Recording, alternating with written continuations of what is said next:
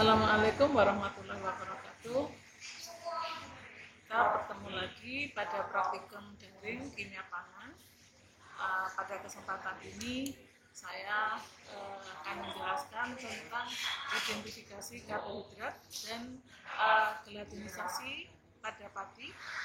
Ini merupakan praktikum pada pokok bahasan karbohidrat.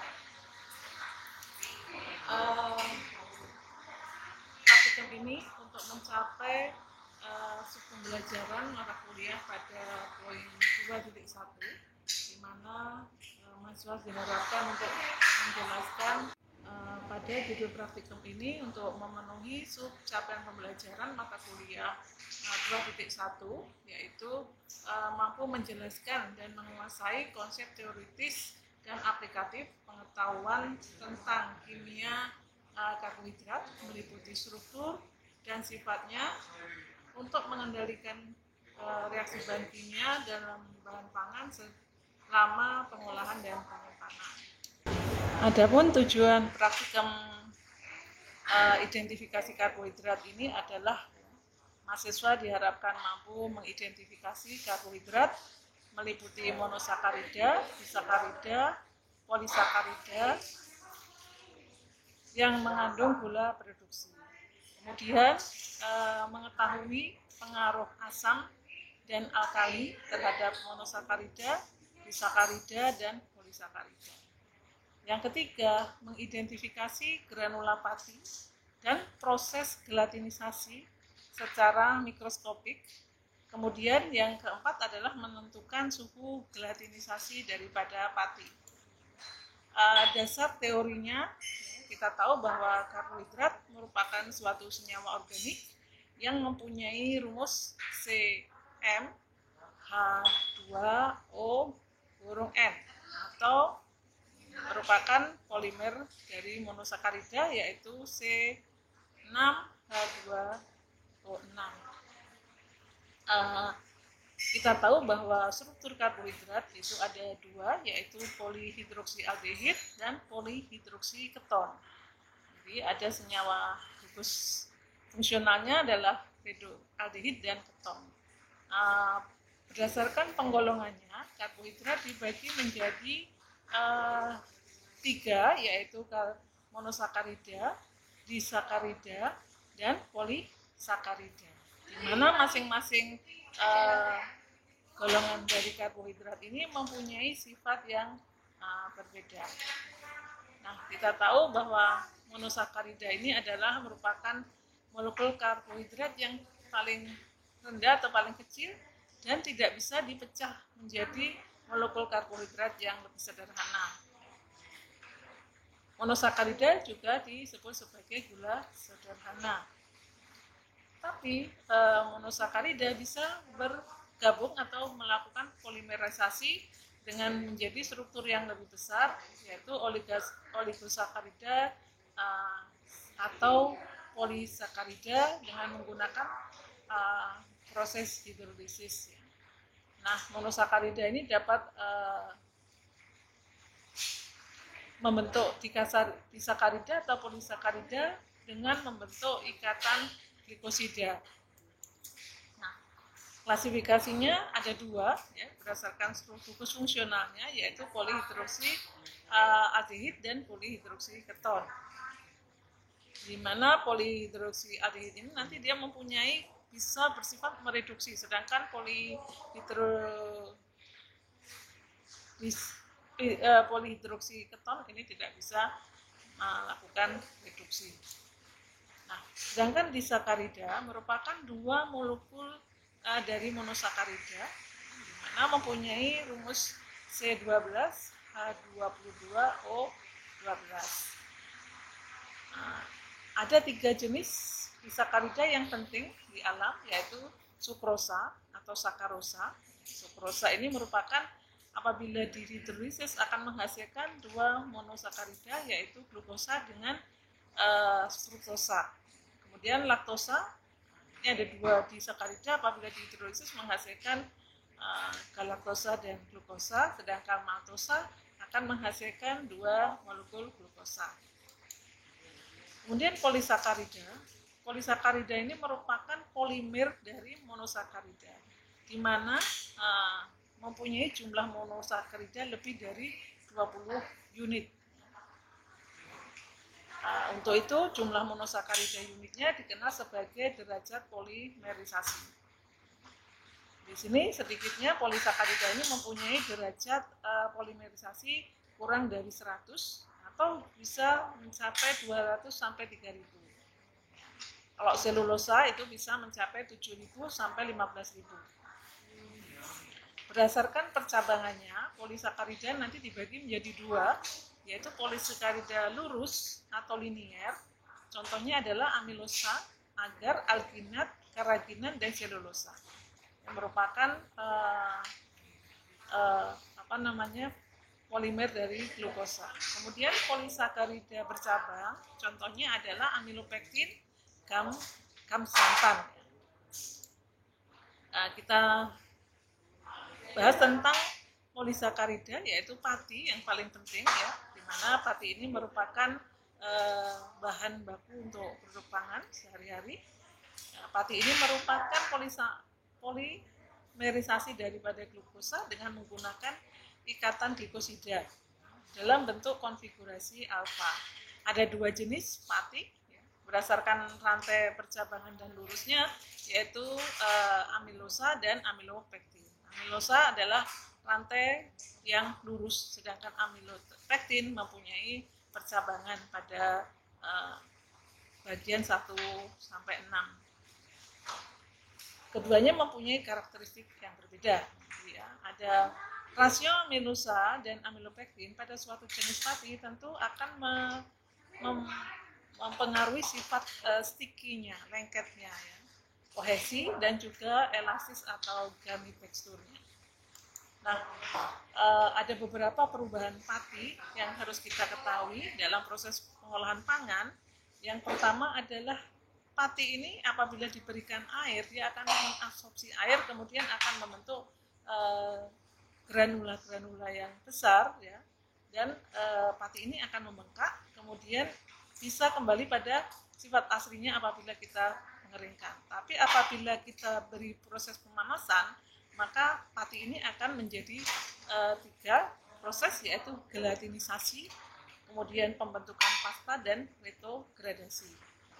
Nah, perubahan gelatinisasi ini dan pembentukan pasta ini bersifat irreversible.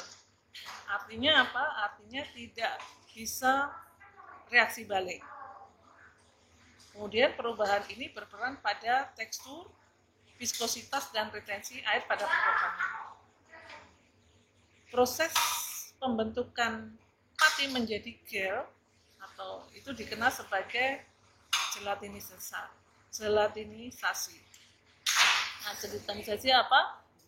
Gelatinisasi adalah proses rusaknya kelarutan molekul granula pati yang ditunjukkan adanya perubahan sifat yang irreversible, seperti penggembungan granula, kemudian pelelehan kristal daripada pati, kemudian hilangnya birefringent dan kelarutan pati. Jadi awal gelatinisasi dan kisaran suhu terjadinya gelatinisasi sangat dipengaruhi oleh konsentrasi pati, kemudian metode pengamatan, kemudian jenis granula dan heterogenitas daripada granula. Pada praktikum identifikasi karbohidrat, kita menggunakan bahan dan alat. Bahannya adalah glukosa, fruktosa, maltosa, sukrosa, madu, tropicana slim, gula, Pocari Sweat, larutan pati, maizena, tapioka, kemudian iodin, dan sebagainya. Kemudian alatnya tabung reaksi, gelas beker, gelas ukur, hot pipet, mikroskop, dan kaca preparat.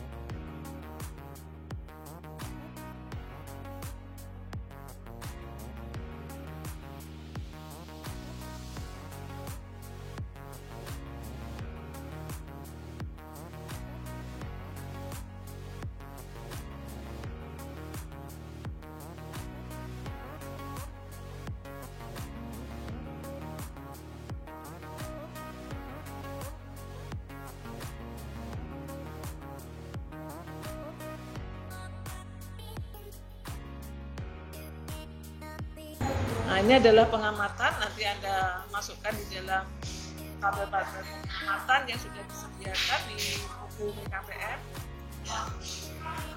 Hasil pengamatan saudara, kemudian lakukan formatnya seperti judul praktikum, tujuan, data pengamatan, pembahasan, kesimpulan, daftar pustaka, dan jawaban pertanyaan seperti yang telah tertera di BKPM.